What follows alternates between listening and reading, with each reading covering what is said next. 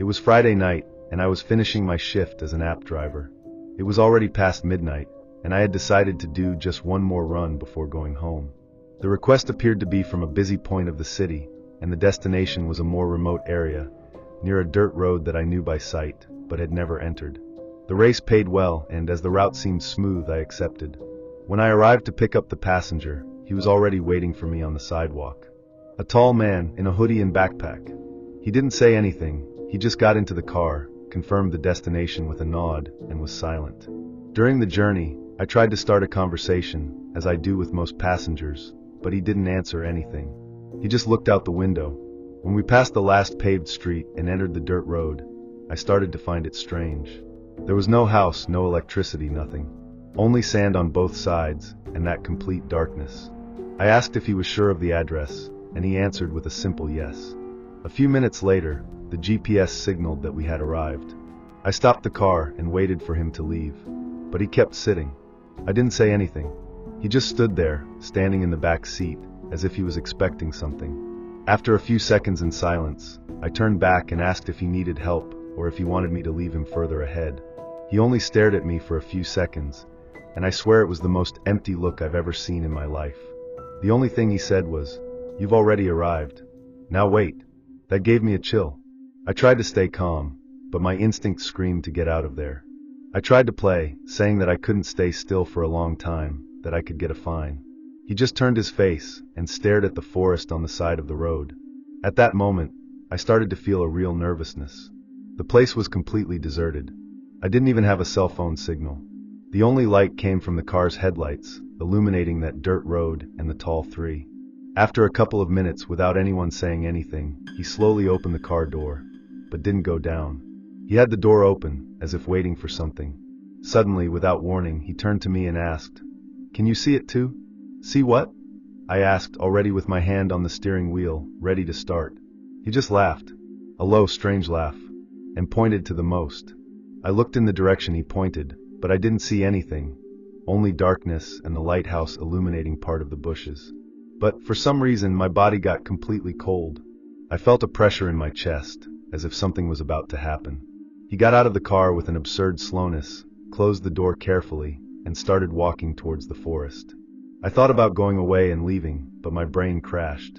I kept watching as he gradually descended into the darkness, until he saw nothing else. About 30 seconds later, my cell phone vibrated. The app's GPS was still on, but it showed that the race had been finished by him. The passenger's name disappeared from the history, as if it had never existed. I stood there, with the engine running, my heart racing and a horrible feeling that something was still watching me. I decided to leave as fast as I could.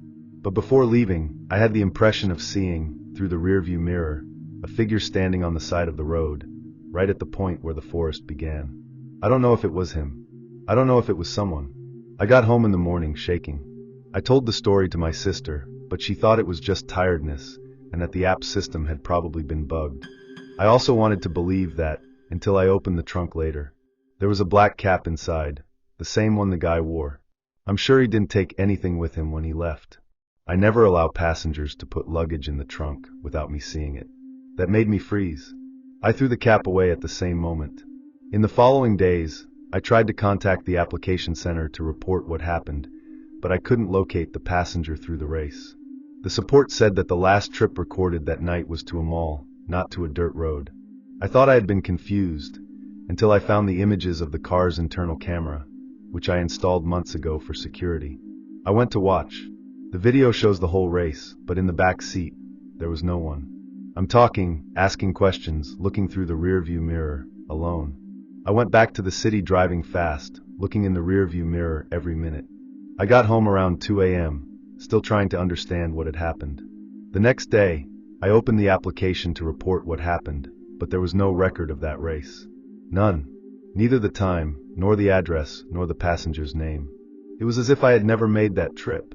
Even my earnings history didn't show anything between 1H30 and 2H. I called support, but they said they didn't find anything strange, that maybe it was a temporary system error. The part that scares me the most until today, however, happened 2 days later. I received an anonymous message on my WhatsApp with a photo of my car parked in that same place on the road. The image was taken from behind, as if someone was watching me. I never disclosed my personal number, especially to passengers. There was no way anyone would know.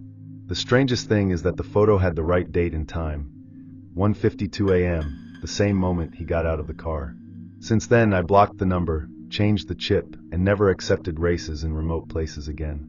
In the following days, any sound made me jump. I avoided going out at night, and for a while I even thought about selling the car. I started reviewing the security cameras on my street, trying to find some explanation. In one of them, I saw the car arriving at 2:06 in the morning, exactly as I remembered.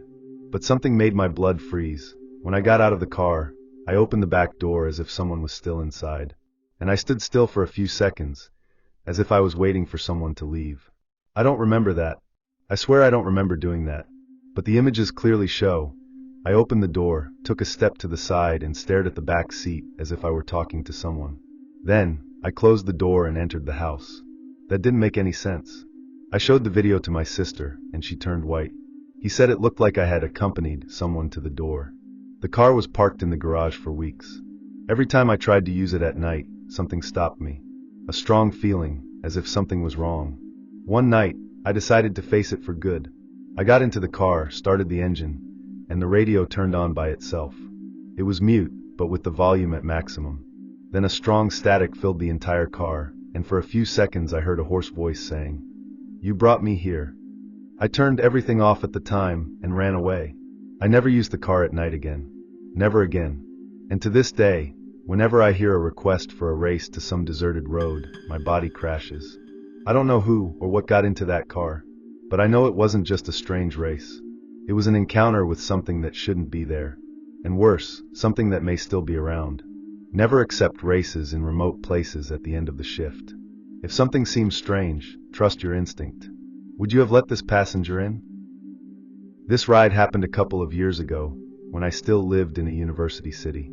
It was almost 11 p.m. on a Thursday, and I had just left a friend's house after a group work. As I was tired and a little impatient to wait for the last bus, I asked for a car by app. The driver accepted quickly, and in the application appeared only his first name and the photo of an older man. He seemed to be in his 40s. The car was a dark sedan. When he arrived, everything seemed normal. He greeted me with a discreet smile, and I got into the back seat as I always do. At the beginning of the race, he was silent, which I even preferred. I was fiddling with my cell phone, answering messages, and only after about 10 minutes did he start talking. So far so good. He asked if I studied at the Federal, if I lived nearby, these common app driver things. But little by little, the questions began to get more specific. He asked if I was still dating a certain Raphael, my ex's name. I was shocked because I had never mentioned that name. I laughed, embarrassed, and asked how he knew. He just replied, "You look like the guy who still cares about him." At the time, a chill went up the back of my neck. I kept trying to stay calm, but I started to pay more attention to the surroundings. The path he was taking still seemed right, but I was already suspicious. He then commented something like, "Do you usually come back alone at this time?" And that's when my stomach turned. I said yes, trying to sound confident, and he just nodded, without taking his eyes off the road. The weather inside the car had become unbearable. The feeling was as if he knew too many things about me. I thought about sending a message to someone, but I was afraid he would notice. When there were about 5 minutes left for my destination, he asked if I still lived in the house with the blue gate. That completely locked me up. Because yes, my house had a blue gate, but this detail was not in the app address, and I never posted anything about it anywhere. I asked how he knew that, trying to disguise the panic.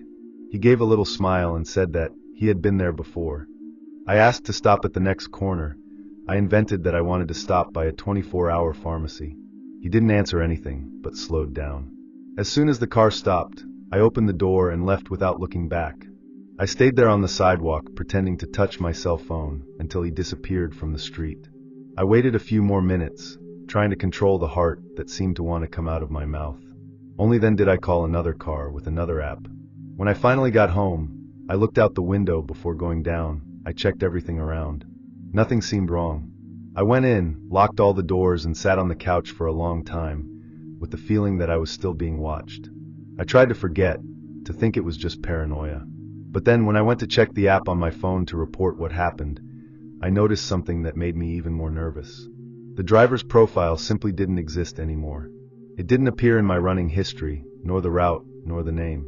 As if that trip had never happened. I took a screenshot of the blank screen and sent it to support, but until today they have never answered me. I talked to a friend who works with technology, and she said it was impossible to delete a race like that out of nowhere. I don't even know anymore if that was real or if someone used the system somehow to get closer to me. Since then, I've never run at night again. And to be honest, I never felt completely safe in any app car again. It was days with that anguish in the chest. I started paying attention to everything around me. People staring at me on the street, cars that seemed to follow me for a few blocks, missed calls from unknown numbers. Maybe it was all a coincidence, maybe my head went into total alert mode. But the fact is that feeling of invasion, of having been chosen by someone who knew more than it should, never completely passed. I changed my number. I avoided posting anything on the networks for weeks. Even so, I never knew who that man was or how he knew so much about me. The strangest thing was months later, when a friend who also uses ride-hailing apps called me scared. She swore that a driver in a gray sweatshirt had asked her personal questions, similar to the ones I had told. And the most chilling? She also said she couldn't find any records of the race afterwards. Since then, I keep all my profiles locked, avoid going out alone at night, and every time I get in a car, I keep an eye on the driver's every movement. Because what happened to me that night still haunts me. And the worst part is that I'll never know what he really wanted. Beware of overconfidence in night races. Have you ever experienced something similar, or know someone who went through something strange with rides? Share here in the comments. I was never one to give a ride to people I barely knew, but that day it was different. It was absurdly hot, and I had left school early because one of the classes was canceled. I was in the parking lot when I saw this boy standing near the exit, with his backpack hanging only on one shoulder and his gaze a little lost. He had started in high school a short time ago, and I had already seen him in the corridors but never talked to him. When I passed with the car, he raised his hand lightly and asked if I could leave him close. I don't know what gave me, but I said yes. Maybe because he seemed kind of weird, or maybe just because I wanted to be nice. At first, he was quiet in the passenger seat, looking out the window. He just said that he lived in a rural area, a little far away, and that his parents were working. The school is in a small town, so I didn't find it that weird. The road began to get emptier after about 10 minutes, and he kept just indicating the directions with his finger. Turn there, go ahead.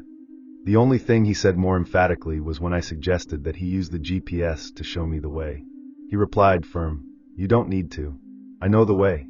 After a while, I began to find it strange how far we were getting away from the city. We should have been driving for almost 30 minutes, and I didn't see any house, sign or civilization sign.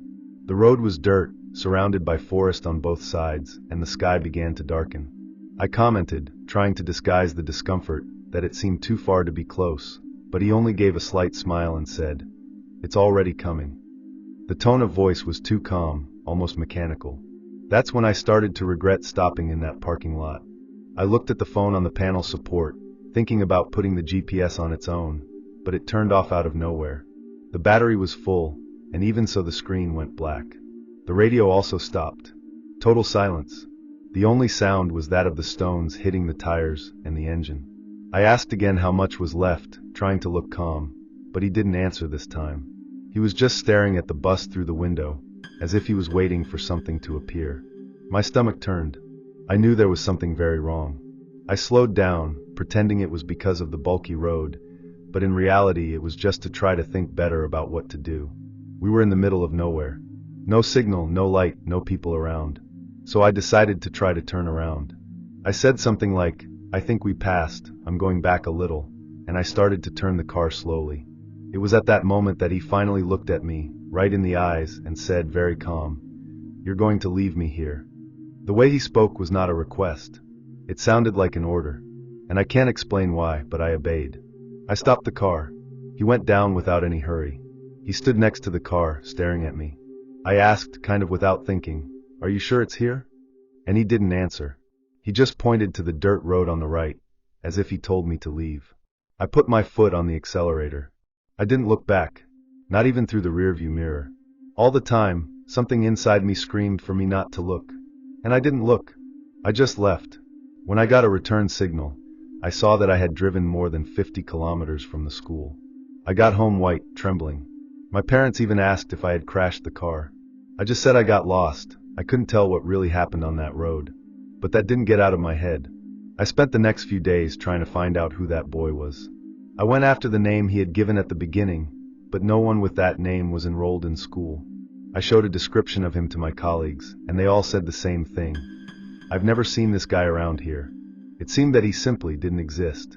But the strangest part came later. One day at the bus stop in front of the school, I saw a kind of crumpled poster glued to a pole.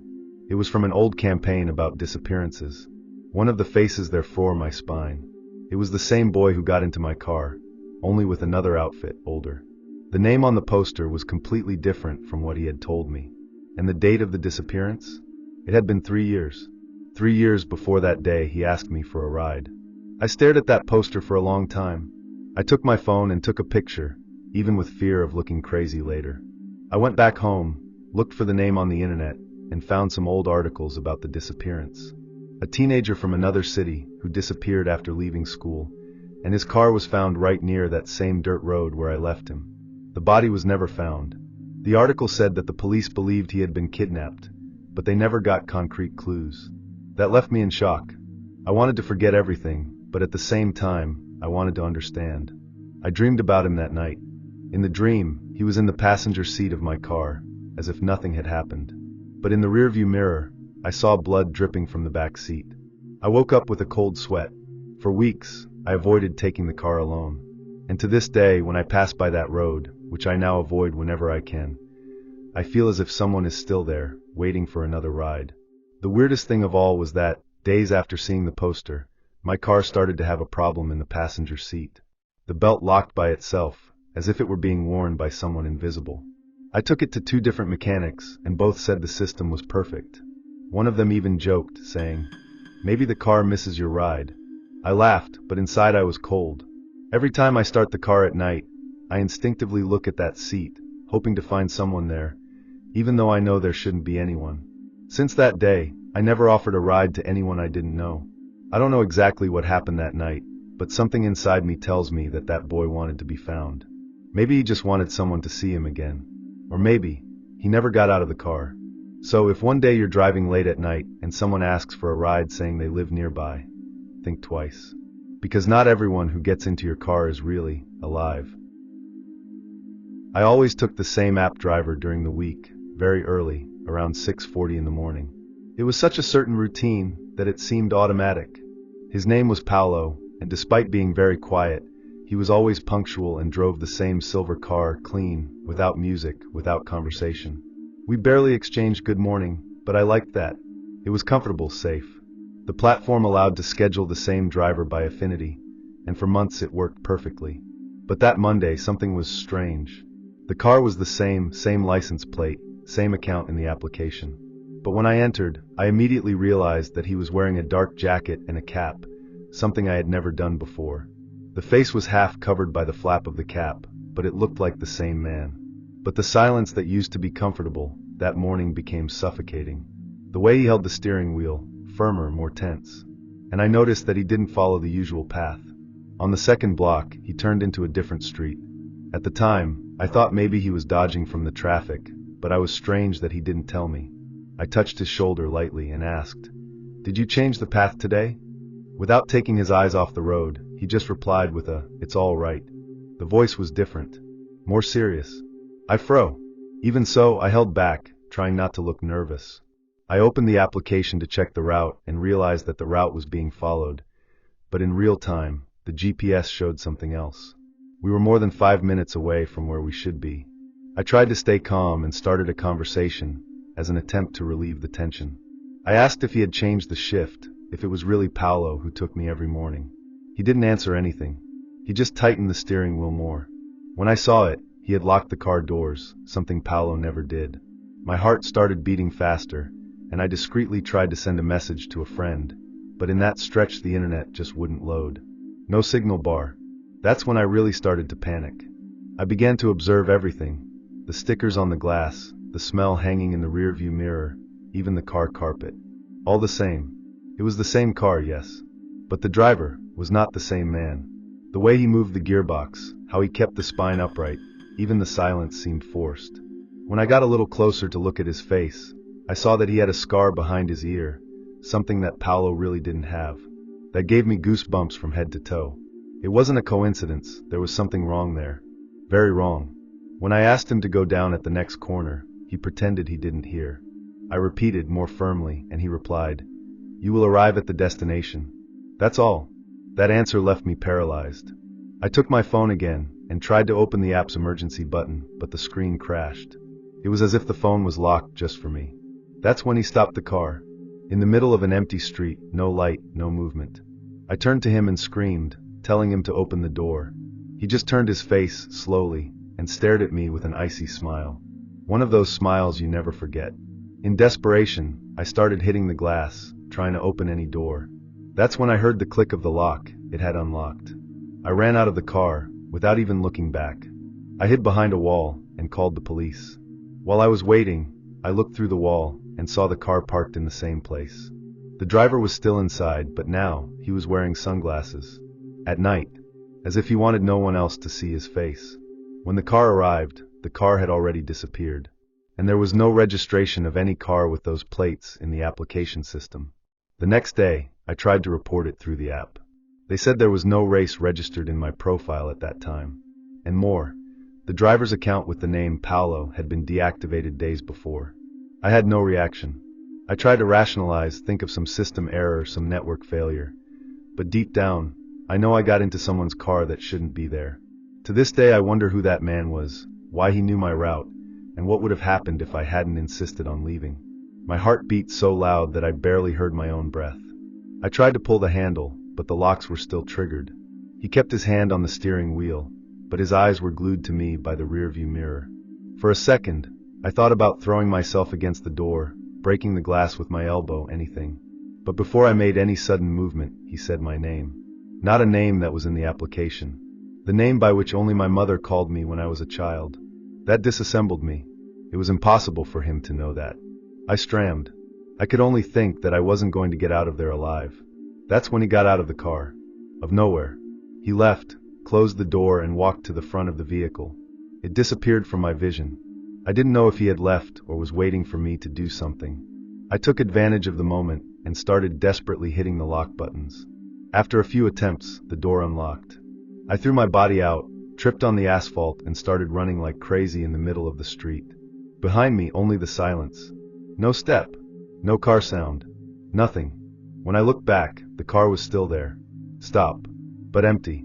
And the app marked that the race had never been started. I managed to get to a bakery that was already opening. I asked tremendous help, almost unable to explain what had happened. One of the attendants let me use the landline, and I called my sister. She went to pick me up, and to this day she says I was in shock when she saw me. Later, we tried to review the race history on my phone, nothing. As if that trip had never existed. No notification, no route, no receipt. The only thing left was the print I took from the driver's account, but when we tried to access through the link, the page said non-existent user. For days, I reviewed everything 1,000 times, trying to find a logical explanation. I contacted the app support, but I only received automatic responses. When I finally managed to talk to someone, they said that that vehicle was not in activity that morning, and that the CPF associated with that account had been banned for months for suspicious activities. I ran out of ground. Who was that man? How did he know my childhood name? How did that car go through the app's verification? And most importantly, what did he want from me? I went back to public transport after that. I never got into an app car again, not even in shared races. Any unusual situation puts me on alert, especially if it involves someone calling me by name. It's as if that race had left an invisible scar, one of those that only you feel but no one can see. I wonder if he's ever done this to other people. If someone disappeared and no one noticed. If what happened to me was a frustrated attempt at something worse. To this day I can't explain how all that was possible. Maybe someone cloned an account. Maybe it was something even weirder. But the feeling that haunts me is that that man knew me, and that everything was planned. The most disturbing thing is knowing that he simply disappeared. It disappeared as if it had never existed. And the app seems to want to leave no traces. If you also usually use hitchhiking, especially at night, stay tuned. Not every driver is who he says he is.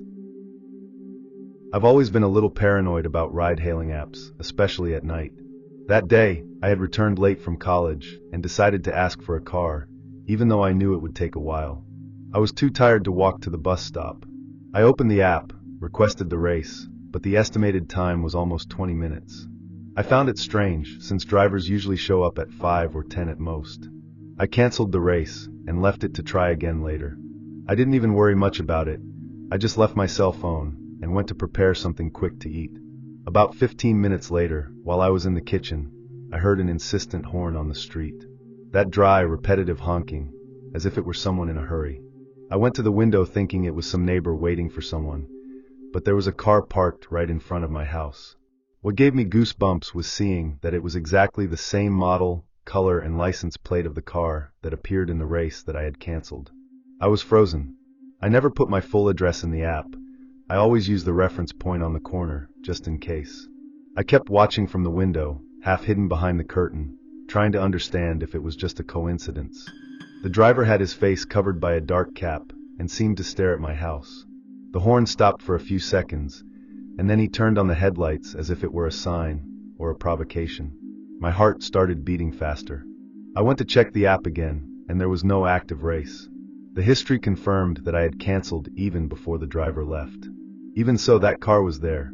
I felt exposed, as if I had been watched from the moment I opened the app. I went back to the living room trying to stay calm and turned off all the lights. I sat on the floor in silence, listening. No horn now, just the noise of the engine running. After a few minutes, I heard the car door slam.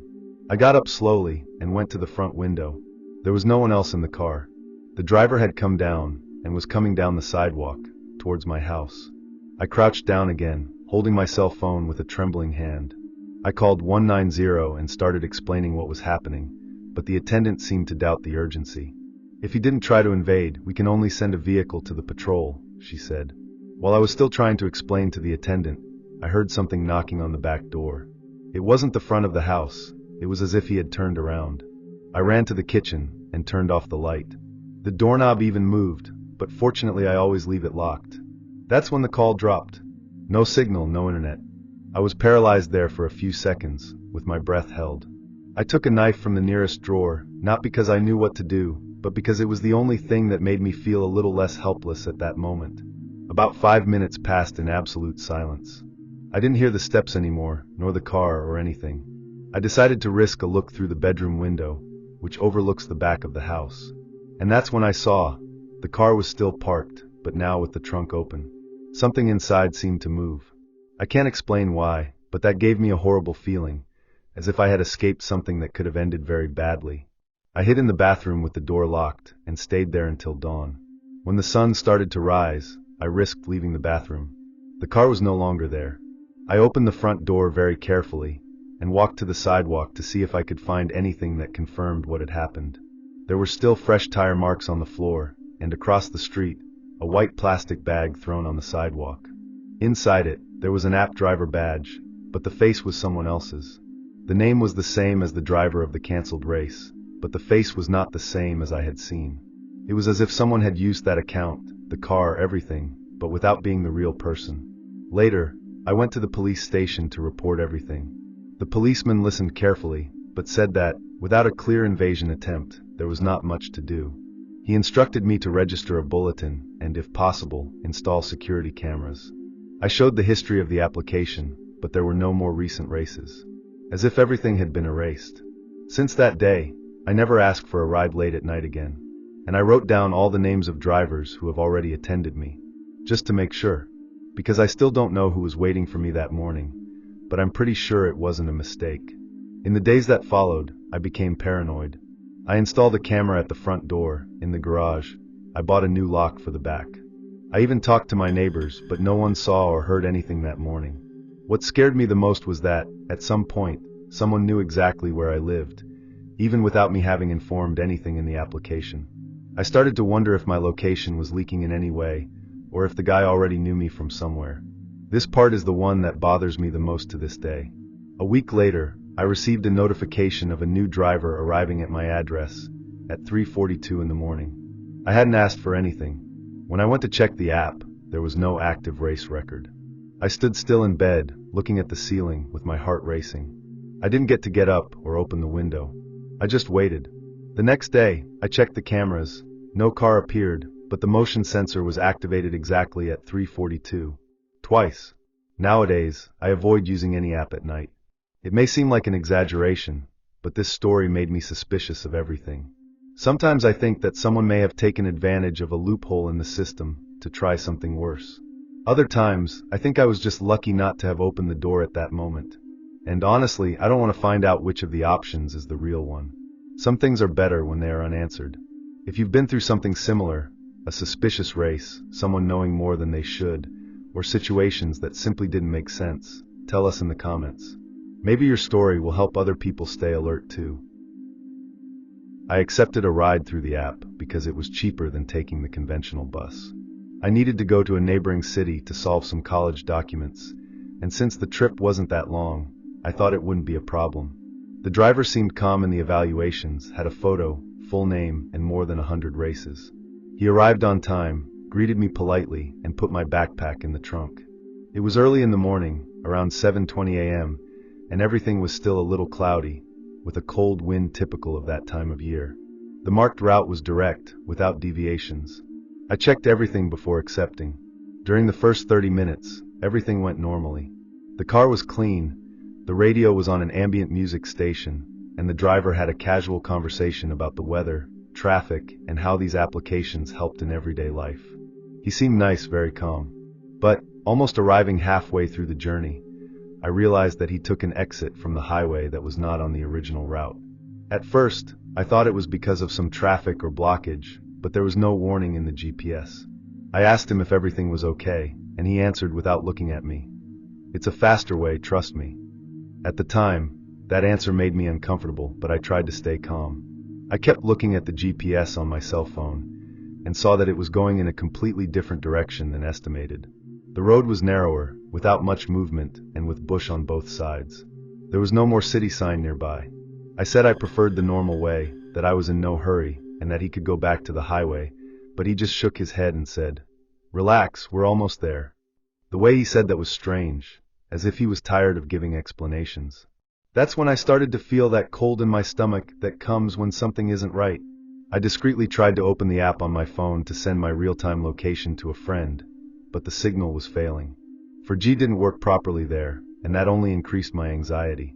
I tried to bring up the subject again, ask about the city where we were going, but he didn't answer. I just kept my eyes fixed on the road. I noticed that he was driving a little faster, and his hands held the steering wheel tightly. That's when I realized there was no license plate, no car coming, no sound besides the engine. It was as if we had entered a place that was not even part of the trip. I started thinking about how I could get out of that situation. I analyzed the doors, tried to disguise and pulled the handle, but of course they were locked. He had activated the central lock. My heart started beating fast, and I bitterly regretted not paying more attention to his note in the app. The plug fell for good when we passed through a broken fence and entered a dirt road, even more isolated. There, I knew he wasn't going to take me to the agreed destination. I couldn't disguise it anymore. I asked out loud what he was doing, that it was wrong, and he only answered with a low laugh, as if he was having fun with my despair. At this point, I started looking for something inside the bag that could help me, a spray, a pen, anything. That's when, out of nowhere, he stopped the car abruptly. We were silent for a few seconds. He turned off the engine but didn't leave. He just stood there, with his hand on the steering wheel and looking forward. The only thing he said was, "You should pay more attention before getting into strangers' car." When he finally turned to me, I swear I'll never forget his gaze again. It wasn't anger. It was empty, as if I were just another thing in that passenger seat. My hand was shaking so much that I could barely type on my cell phone. I tried to send the location to a friend, but the signal was weak. The only icon that appeared was that of the GPS trying to locate itself. So, without warning, he got out of the car and went to the trunk.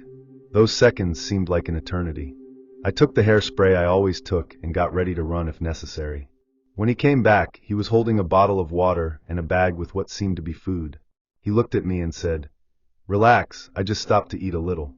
But no one leaves the main road, enters a dirt road, and turns off the car just to eat. At that time, something in me slacked. As soon as he turned around to enter again, I unblocked the door and ran down the road, without even looking back. I had no idea where I was, but I kept running until I got a signal on my cell phone. I desperately called the police and managed to send the approximate location.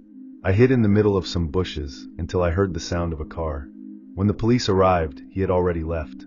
The car was not found at that time, but the application confirmed that that account had been created with false documents.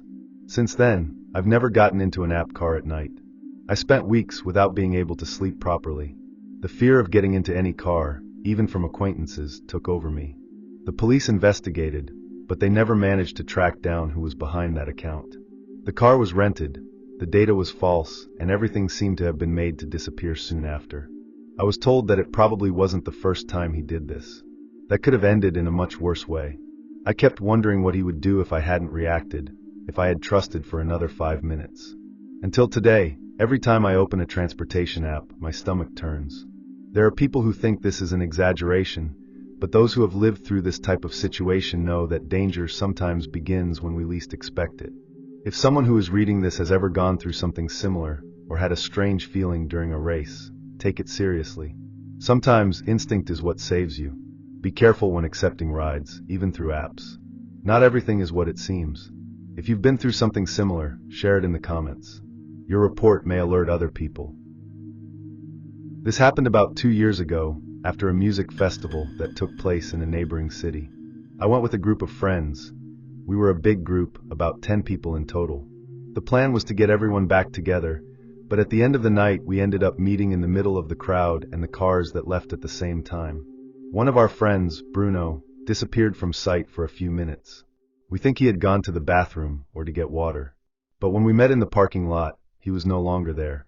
At first, no one worried too much. We think he had already gone home with someone he knew. But an hour later, still in the parking lot, we started receiving weird messages from his cell phone. Short things like "I'm going" or "I'll be right back," but none of the messages seemed really written by him. The way of writing, the words, it was strange. We tried to call, but it only fell on the voicemail. The scariest thing? The last message said, "Don't get into his car." But we didn't even know who he was. We were torn between thinking it was Bruno's joke or that he was drunk and making fun. But just in case, we decided to go to the police and register the disappearance. The problem is that 24 hours hadn't passed yet, so they couldn't do much. Meanwhile, we keep trying to call and send messages, but nothing. The cell phone seemed active, but no one answered. The location was disabled, and no one knew exactly who he had left with. The next day, we got access to a security camera that was in front of a store in the parking lot. One of the security guards of the event agreed to help. We saw Bruno talking to a guy near a dark car, kind of old, of those models that you don't see often anymore. The man looked much older than him, and was offering something with gestures. Shortly after, Bruno gets into the car, and they disappear from the image. No one recognized the guy, and the car had no visible license plate. That image made us cold. Bruno was not the inconsequential type, and he would never get into a car with a stranger like that. We spent the day trying to pull more cameras in the surroundings, but we didn't get anything useful. Until in the late afternoon, one of the friends received a message from his number. It was a blurred photo, looking like it was taken in the dark, from some closed place, maybe a trunk. And together, just one sentence: "He is not who he says he is." After that, the cell phone was turned off and never gave a signal again. The police finally entered the case, and all our cell phones were analyzed. The number from which the message was sent had been deactivated on the same day. They searched the region, but no suspicious car was found. Bruno's family went into despair. They spent weeks looking, hired a private detective, spread posters. Nothing. No clue, no sign. To this day, no one knows what happened to him, and that image of him getting into the car with the stranger still crosses my mind every time I think about accepting any kind of ride. What makes me most uneasy to this day is that, weeks after Bruno's disappearance, another friend of ours swore he saw the same car parked on a street near the college. He said he tried to get closer, but the vehicle started before he could write down the license plate. The strangest thing is that, according to him, the driver wore a cap and a blouse that looked like the same as the man on the night of the show. We can't confirm, but the coincidence gives me goosebumps just remembering. Since that day, our group has never been the same. We stopped going out at night, we avoided big events, and everyone started walking stuck together. I deleted all the ride-hailing apps myself. I never trusted strangers again. The whole thing looked like something out of a horror movie, but it was real. It happened to us. And the worst thing is that no one has ever been arrested or accused. It's as if the guy had appeared out of nowhere and disappeared in the same way. As if it were just a figure, a predator waiting for the next victim. The police tried to track Bruno's cell phone, but it was turned off less than an hour after the last message. And the final signal came from a rural area almost 80 kilometers from where we were.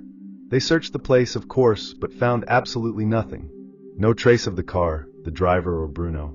It was as if he had evaporated halfway. The feeling of helplessness was suffocating. With each passing day, hope decreased and fear increased. Sometimes, I find myself thinking about how everything could have been avoided if we had simply left together. One impulse, a wrong decision, and everything changed. It's as if Bruno had disappeared between two worlds, ours and something we can't explain. To this day, no one understands how a stranger managed to act so quickly, so silently, and disappear without leaving a trace. It looks like something planned, something he had done before. Or worse, what does it still do? Time passed, but the emptiness remained. Sometimes, I still receive memories on social networks with old photos of Bruno. That paralyzes me. I wonder if he's still alive somewhere, if he's being held captive, or if everything ended that same night, without us ever finding out how. What hurts the most is the doubt. It's the "and if." What if he had waited 5 more minutes? What if he had refused the ride? What if we had insisted that he come back with us? After that episode, other similar cases emerged in nearby neighborhoods. People disappearing after accepting rides outside the apps. But none with the same characteristics. There has never been a pattern. Bruno's case remains open to this day, as if it were just another name on a cold list of missing people. But for us, he was a friend. One of us. So, if you ever come across someone offering a ride after an event, refuse. Those who extend their hand don't always want to help. Sometimes it's exactly the opposite. This was undoubtedly the strangest and most uncomfortable episode I've ever experienced as an app driver. I've been working at night for a couple of years, and I've seen everything: drunk passengers, couple fights in the back seat, even people who sleep in the middle of the way. But what happened on a Thursday around midnight was different. I was on my last shift of the day, tired, with the car clean and empty, ready to go home. But, during the way back, I started to feel a presence in the car. The feeling was too clear to be paranoia. It was as if someone was watching me through the rearview mirror. The first time I felt this was when I stopped at a traffic light. Without thinking, I looked through the rearview mirror. There was no one, but my whole body froze, and I swear I felt a weight in the air, as if the back seat was busy. I even looked over my shoulder, again, thinking that I had left some passengers sleeping in the seat. Just that weird silence and the engine noise. I kept driving, trying to convince myself that it was tired. But even with the windows closed, a strong and strange smell came, like mold or clothes stored for a long time. I got home around 1:20 in the morning, parked the car on the street as I always do, turned everything off, and went straight to take a shower. But before going up, I decided to take one last look at the car camera app. I usually record the shifts for safety. And that's when everything fart. In the last 10 minutes of recording, I clearly saw a person entering the back seat while I was refueling the car at a gas station. The strange thing is that I didn't see anyone enter at that moment. I didn't receive notification of a new race. The camera captured the door opening and closing by itself, and the person's silhouette didn't move. I was just sitting motionless. I paused the video several times, trying to understand what I was seeing. The person, or whatever it was, had a low hood and never raised his face. At no time did he speak, move, or make any sound. But the most bizarre part was realizing that, even with the car in motion and the curves I made, that body was still perfectly straight. No swing, no reaction to the speed bumps. And when the video comes to an end, he was still there. But I was sure I left the car empty. The camera doesn't show anyone leaving. At the time, I started to sweat cold. I ran down to the garage to check the car in person. I opened all the doors, turned on the cell phone flashlight, and turned the back seat. Not a sign that someone was there. But the air inside the car seemed strange, heavy, as if there was someone there until a few minutes before. The internal camera was off, even though I left it in continuous mode. I returned to the apartment with a lump in my stomach and a feeling that I had brought something with me without realizing it. I spent the night awake, with the cell phone in hand, reviewing the video several times, frame by frame. At a certain moment, during a curve, the silhouette seems to turn its face to the camera, even without moving the body. It was as if the eyes, even darkened by the hood, faced directly at the lens. That paralyzed me. And then, around 3:17 a.m., I received a notification from the camera. Movement detected, rear seat. But the car was locked, and I was on the 8th floor. I immediately went off with my heart racing, without even thinking properly. When I arrived at the garage, the car was exactly as I had left it, closed, silent, with no signs of invasion. But the camera had sent the alert for some reason, and this time I didn't want to just trust the cell phone. I turned on the camera app in real time, and for a second, I saw the same silhouette again, sitting behind the driver's seat. The image crashed. When he came back, the bench was empty. I opened the door with a trembling hand, and once again, there was no one there. I spent the following days trying to rationalize everything. System failure, strange reflection, some buggy update. But then came the worst. A friend of mine, also an app driver, called me scared. He said that, by mistake, he used my car for a delivery. When he arrived at the destination, the customer asked who was the other passenger he had left in the back seat, which shouldn't exist, because he was alone all the time. After that, I could never get into this car again without looking at the rearview mirror for fear of what I could see. Has something strange ever happened in your car or during a ride? Share it here in the comments. Someone may be going through the same thing.